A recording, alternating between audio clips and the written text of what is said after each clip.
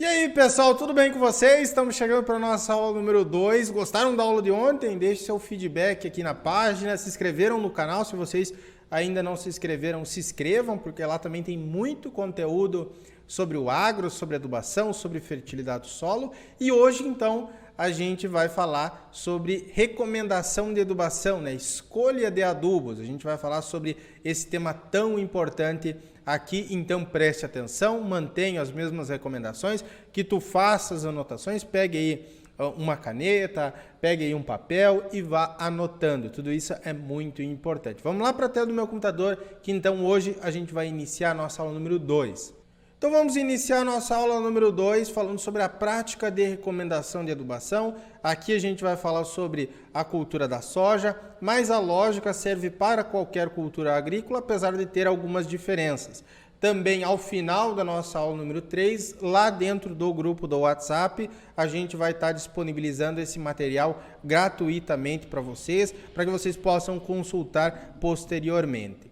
Vamos lá então, sempre falando aqui que nós se baseamos na nossa recomendação de adubação nesses 3 pilares que nós falamos na aula anterior, que é uma prática aqui da nossa consultoria de correção, adubar corretamente e também conservar esta fertilidade alta ao longo dos anos. É claro que aqui dentro do nosso minicurso eu não tenho como falar sobre cada um dos aspectos, sobre cada uma das culturas agrícolas, né? Porque existem muita coisa.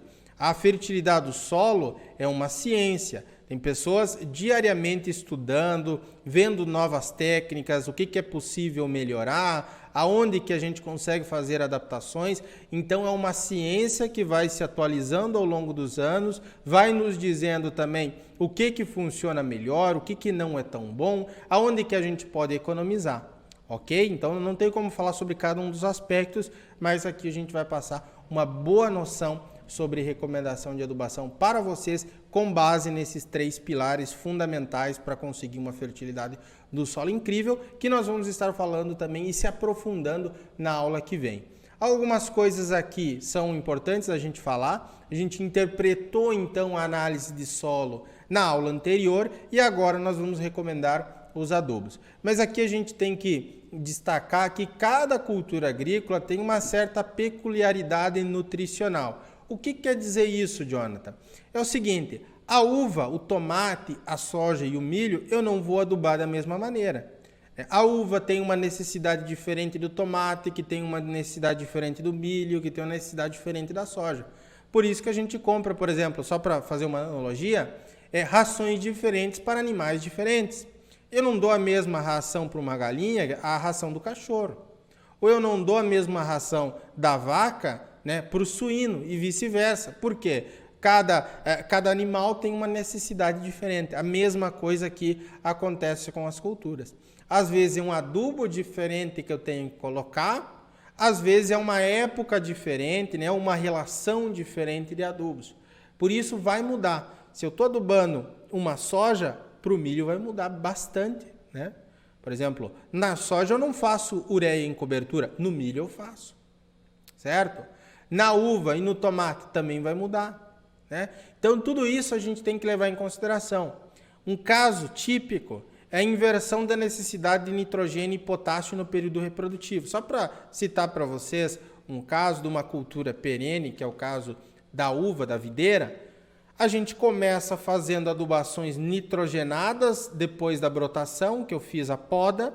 Para quê? Crescimento, expansão foliar. Quando chega próximo do período reprodutivo, né, que tem as inflorescências, os enchimentos das bagas, eu vou aumentando o meu nível de potássio, porque o potássio vai ter funções fisiológicas dentro da planta de transporte de fotoassimilados, né, de qualidade de fruto e tudo mais, e vou diminuindo a minha necessidade de nitrogênio, porque o nitrogênio é expansão foliar. Se eu continuar adubando com muito nitrogênio, o que vai acontecer? Expansão excessiva de folhas e diminuição de cachos, diminuição de frutos, que não é interessante.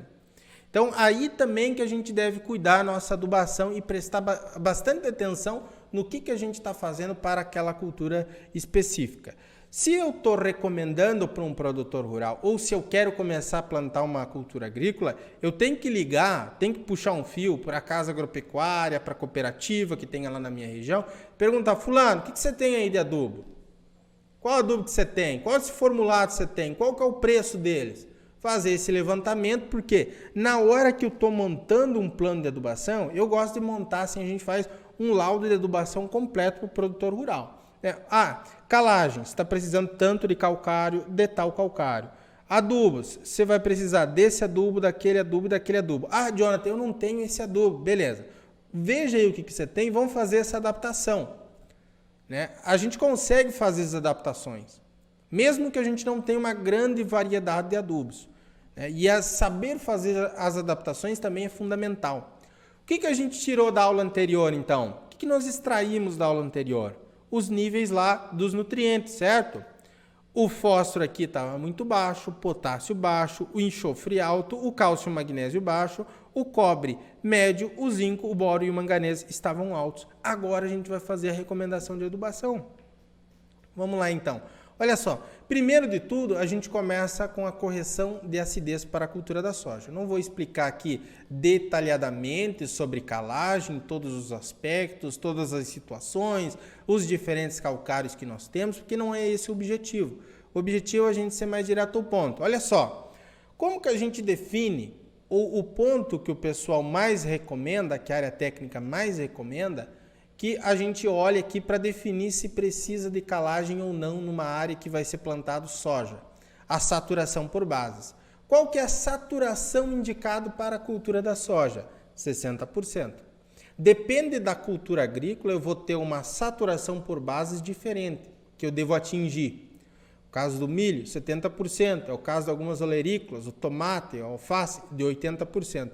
Qual que era a saturação por bases que a gente tinha na análise de solo? 33,5%. Opa, já liga um sinal de alerta. A gente precisa de 60% para a soja. Né? E nós temos a análise 33%. Indica que nós precisamos fazer a calagem. Vamos fazer a calagem então, pessoal? A fórmula é bastante simples, existem variações dessa fórmula aqui, ok? Eu gosto de utilizar ela desta maneira, que é a fórmula da necessidade de calagem. É bastante simples. NC, necessidade de calagem em toneladas por hectare. Vai ser o seguinte, V2 menos V1. Jonathan, o que é V2? Meu Deus, eu não estou entendendo. Calma lá, pessoal, calma lá, vocês vão entender. V2 é a saturação por bases que eu quero atingir para aquela minha cultura específica. Para a soja, 60%. Se fosse milho aqui, 70%. Se fosse olerícolas, que fosse indicado lá 80% de saturação, eu corrigia aqui a 80%. Colocava V2, 80%. Né? V1 é a saturação por bases que eu tenho na minha análise. Qual que é a saturação? 33,5%. CTC, vezes a CTC a pH 7. Qual que é a CTC a pH 7? 4,2 centimol de carga por decímetro cúbico. Agora o que eu vou fazer? Vou colocar esses números aqui na fórmula. Então, 60 menos 35 dividido por 100 vezes 4,2, que é a nossa CTC. Então, a necessidade de calagem em toneladas por hectare é de 1,12 toneladas por hectare. 1,12. Se eu tiver um solo com uma CTC maior, CTC de 11, CTC de 12, eu vou ter que utilizar mais calcário para corrigir, de 33 para 60.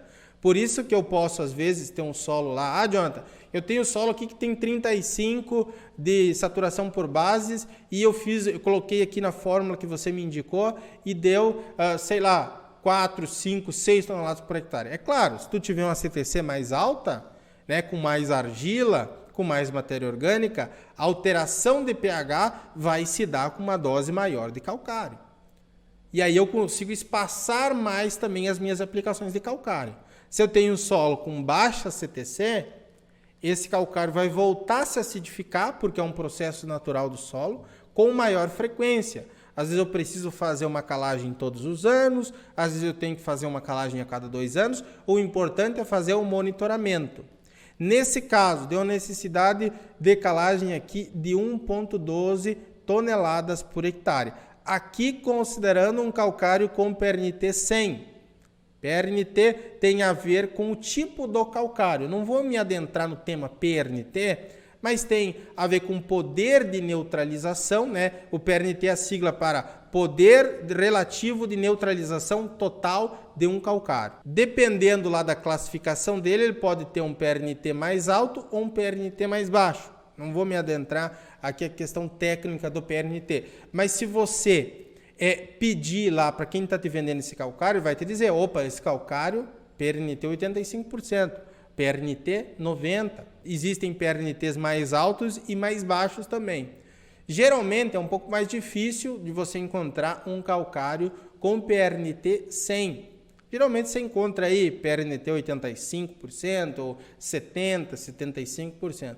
Aí que entra o nosso fator de correção, aqui o F, que é 100 dividido pelo PRNT. Vamos imaginar uma situação mais realista, né, que seria um calcário de PRNT 85%. Aí o que a gente faria? Pegaria essa quantidade que deu na minha fórmula de necessidade de calagem, 1,12 toneladas por hectare, né? Faria o fator de correção, 100 dividido por 85, daria 1,17, e aí eu faria 1,12 vezes 1,17, daria 1 tonelada,3, ou 1 tonelada,31 por hectare com o calcário de PRNT 85%. Então, o que eu tenho que fazer agora? 3 meses antes de plantar, pelo menos. Ah, Jonathan, não deu 3 meses antes, eu posso aplicar calcário ainda? É melhor você aplicar do que você não aplicar. Mas sempre pense nisso, tem que ser feito com uma certa antecedência. Então, se você vai plantar lá, vamos supor, em agosto, em setembro, em outubro, o interessante é você fazer a análise de solo bem antes. A análise de solo tem uma validade de pelo menos um ano. Então, você já faz análise de solo, já deixa tudo, já pega a adubação, quando você vai precisar, quando de calcário você vai utilizar, para na época certa fazer as operações. O ideal aqui do calcário é ser aplicado pelo menos 3 meses antes de você plantar, para dar tempo daquele teu calcário reagir no solo e corrigir também esse problema de uma baixa saturação. Esse calcário vai tirar aquele alumínio tóxico que a gente viu na aula anterior, vai aumentar os níveis de cálcio, vai aumentar os níveis de magnésio, vai aumentar a saturação por base de uma maneira geral. E aí o adubo que eu colocar posteriormente vai fazer efeito lá no meu solo. Ok? Estou fazendo me entender? Aí que entra no seguinte, o mais importante aqui para a cultura da soja é a interpretação e também recomendação de fósforo e de potássio. Se faltar fósforo e faltar potássio, eu vou ter uma limitação de produtividade. Eu vou ter uma limitação. Por isso que é fundamental a gente montar bem as estratégias de adubação. Olha só, pessoal, que estão vendo aqui. Essa aqui é a interpretação do teor de fósforo e de potássio no solo, do estado do Rio Grande do Sul e de Santa Catarina também. O que a gente tinha? O fósforo muito baixo e o potássio baixo. Então, o que está me indicando aqui? DP2O5 por hectare. Se o fósforo estiver muito baixo, ele está me dizendo assim, ó, aplique 155 quilos por hectare de P2O5. Se o potássio estiver baixo, aplique 115 quilos por hectare de K2O. Então, esse que é o nível. E ainda ele me diz o seguinte embaixo, ó.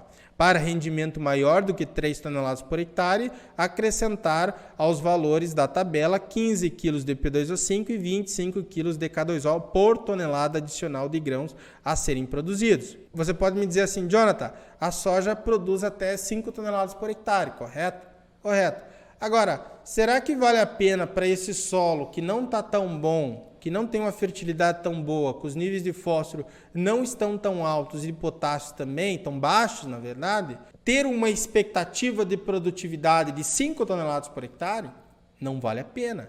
Talvez nesse ano, colocando uma boa quantidade de nutrientes e conservando esta fertilidade ao longo desse ano e dos outros, aí sim eu consigo imaginar produtividades superiores aqui a 3 toneladas por hectare, a 4, a 5 toneladas. Mas primeiro nós vamos fazer como se essa área fosse produzir 3 toneladas por hectare. Utilizar essa recomendação aqui, porque o nível de nutriente no solo está me dizendo isso. E aí que tem os vários adubos. Vamos supor que você ligou lá na agropecuária e me disse, ó, fulano, Jonathan, Eu tenho 4,30,16, eu tenho 2,23,23, eu tenho 4,18,8, eu tenho 3,21,21 e eu tenho 0,25,10. Qual que você vai escolher entre esses? Tem a continha lá que você faz para você escolher, ver qual que é o formulado ideal? Sim, tem a continha. Mas olha só, o que eu quero mostrar para vocês é como olhar, bater o olho aqui nos formulados e já ter uma ideia de qual que é o melhor, de qual que vai se adequar mais. Cultura da soja eu sei que não precisa de nitrogênio.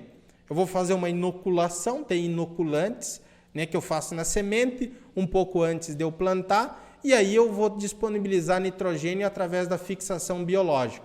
Então, nitrogênio eu não preciso.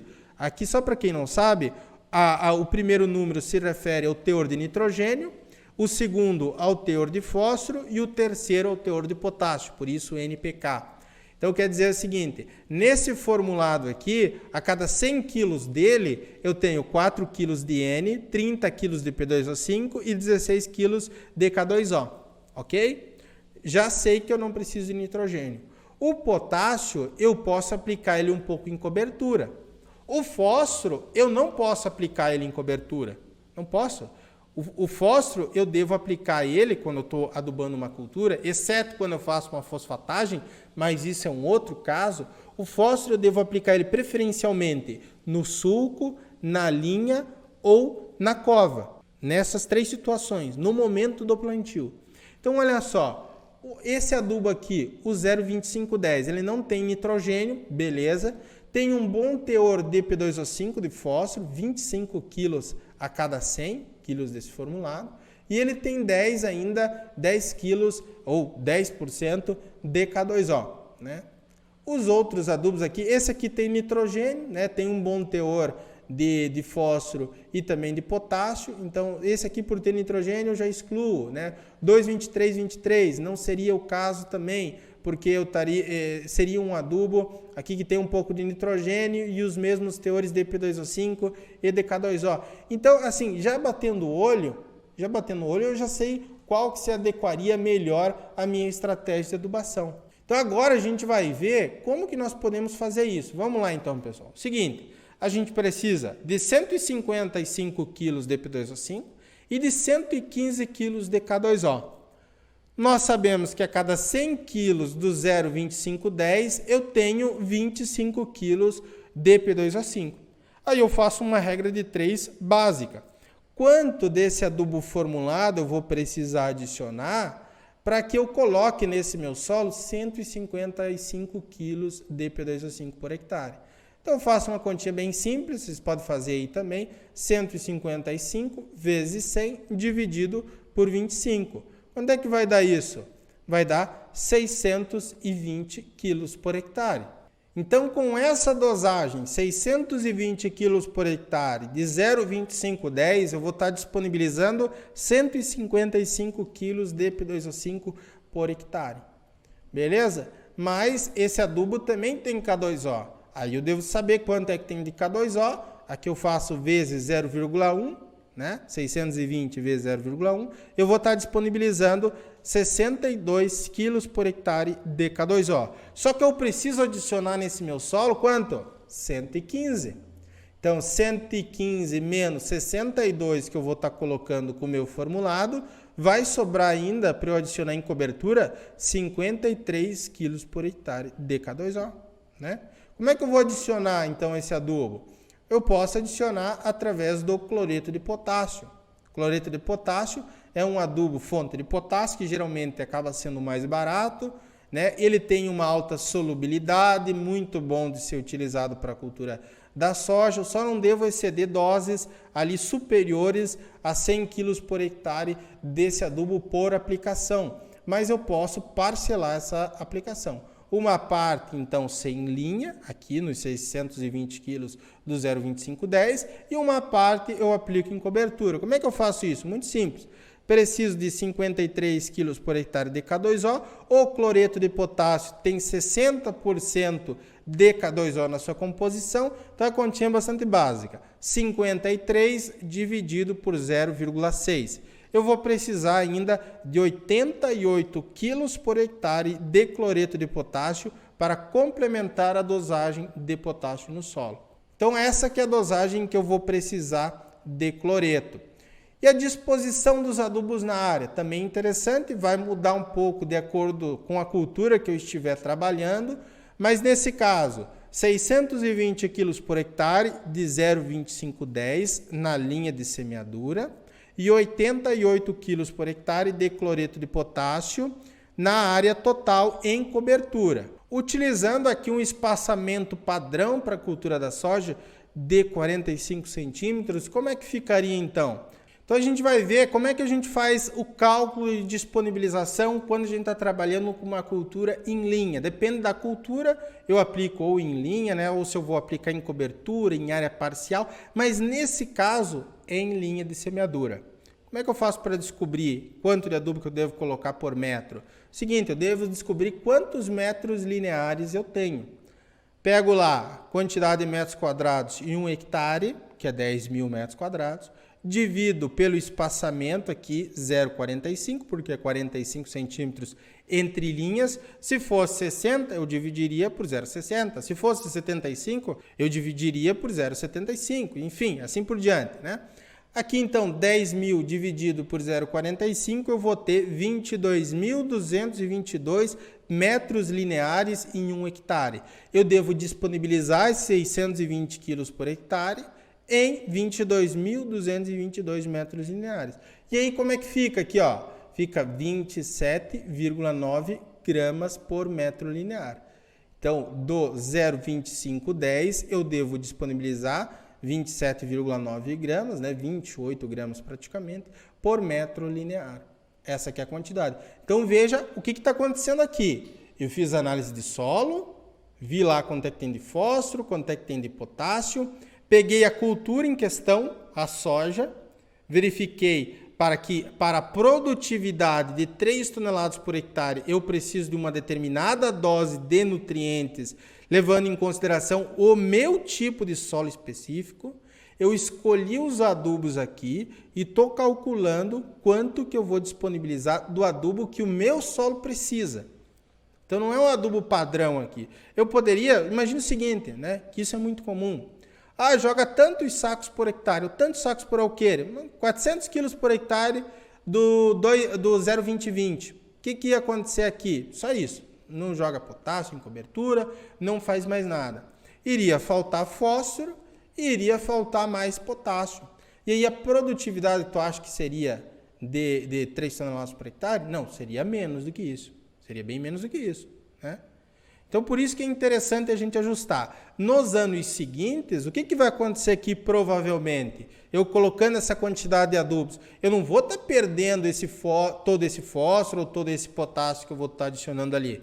Se eu mantenho a fertilidade, uma parte desse fósforo e desse potássio, que a minha tabela deu uma dosagem alta, só que uma parte dele é para corrigir também o nível desse nutriente do solo, vai ter uma parte, sim, que vai ser exportada, mas uma outra parte é para corrigir o nível desses nutrientes.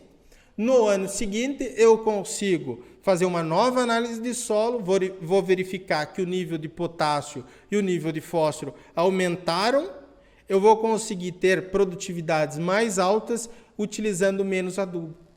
Isso daí que é a ciência por trás da fertilidade do solo. É isso que o pessoal tem que entender quando a gente está fazendo uma agricultura profissional. Quando a gente quer ganhar dinheiro da terra, quando a gente investe na terra e também investe em conhecimento, investe em ciência. Então, essa quantidade que nós temos que utilizar de adubos. E aí você pode perguntar, Jonathan, só isso? Não, existiria outras coisas que nós poderíamos estar discutindo aqui. Ainda é o caso de aplicação de cobalto e molibdênio, e alguns casos manganês, adubação foliar, também pode ser utilizado para a cultura da soja. Pode ser feito, em alguns casos, cobalto e molibdênio no tratamento de sementes, ou também pode ser feita aplicação foliar ali de V4 a V8 em 2 aplicações de cobalto e molibdênio. E eu falei aqui também em alguns casos eu posso estar adicionando manganês. Aproveitar outras operações que você vai fazer, por exemplo, algum tratamento e adicionar também um desses micronutrientes. É uma decisão que depende da lavoura, que eu não vou entrar em detalhe porque eu estaria errado se eu estivesse generalizando.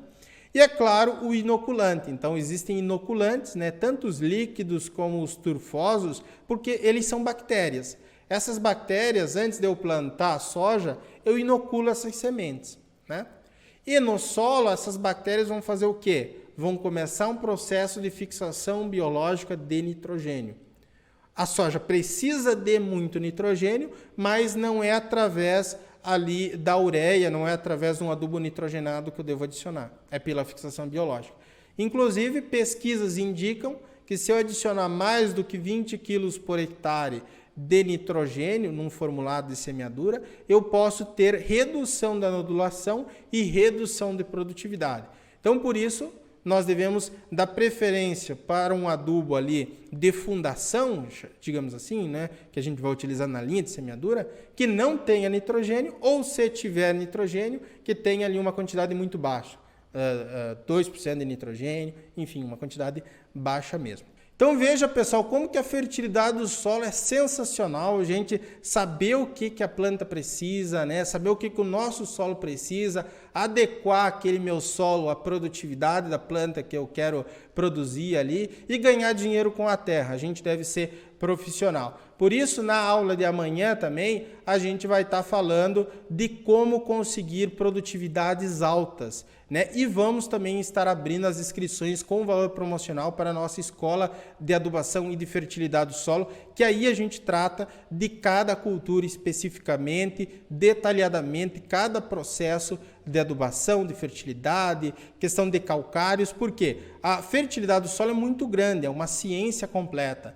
Então a gente deve também conhecer vários aspectos. Para quem quiser, né, entrar para a escola de adubação, vai ter uma nova turma, a gente tem uma comunidade, tem um grupo de discussão e tudo mais. Para quem é consultor técnico, estudante, para quem é produtor rural também, para estar dentro da comunidade, discutir essa questão de adubação e de fertilidade, a gente vai abrir uma nova turma então. Mas na aula de amanhã e também lá dentro do grupo do WhatsApp, a gente vai estar avisando tudo certinho para vocês, então fiquem muito tranquilos. Beleza, pessoal? Esse material, depois da aula de amanhã, vai para vocês lá dentro do grupo do WhatsApp. Espero que vocês aproveitem. A gente vai deixar algumas indicações também de livros, de vídeos do canal Agro Brasil. Até a aula de amanhã. Um forte abraço e tchau, tchau.